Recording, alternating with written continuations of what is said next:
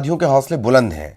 कल शहर में सरेआम प्रॉपर्टी डीलर संजू त्रिपाठी को गोलियों से भून दिया गया और आज अति सुरक्षित माने जाने वाले सेंट्रल जेल के बाहर 3 अपराधी तलवार लहराते नजर आए।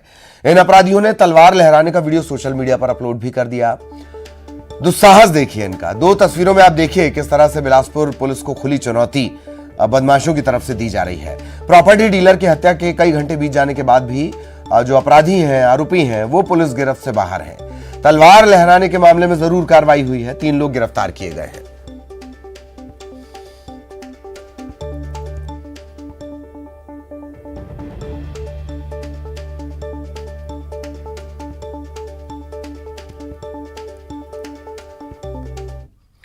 और बिलासपुर में प्रॉपर्टी डीलर हत्याकांड पर सियासत भी तेज हो गई। नेता प्रतिपक्ष ने सरकार पर निशाना साधा।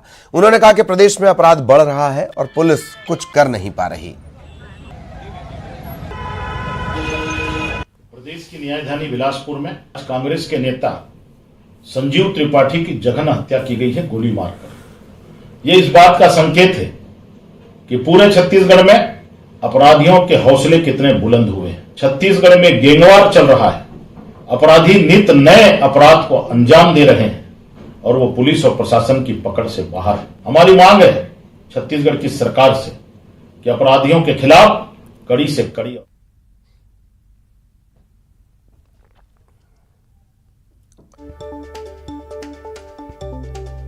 तो दोनों ही जो तस्वीरें हमने आपको दिखाई, ये बिलासपुर की न्यायधानी की, और मामला जो लगातार सुर्खियां बना हुआ है वो है बिलासपुर में हुआ हत्याकांड। अभी तक पुलिस के पास कोई पुख्ता जानकारी इससे जुड़ी नहीं है। बिलासपुर हत्याकांड से जुड़ी हुई जो प्रॉपर्टी डीलर की हत्या की गई थी, ताबड़तोड़ फायरिंग करके हत्या की गई है। और सहयोगी विनोद इस वक्त हमारे साथ जुड़े हुए हैं। विनोद, 2 मामले जो बिलासपुर की कानून व्यवस्था पर सीधे सीधे चुनौती दे रहे हैं, न्यायधानी भी कह सकते हैं, न्यायधानी पर सीधी चुनौती बदमाशों की तरफ से। सेंट्रल जेल के बाहर तलवार लहराई जा रही है। त्रिपाठी के हत्याकांड में अब तक कानून के लंबे हाथ में कुछ आया नहीं है। जी विनोद।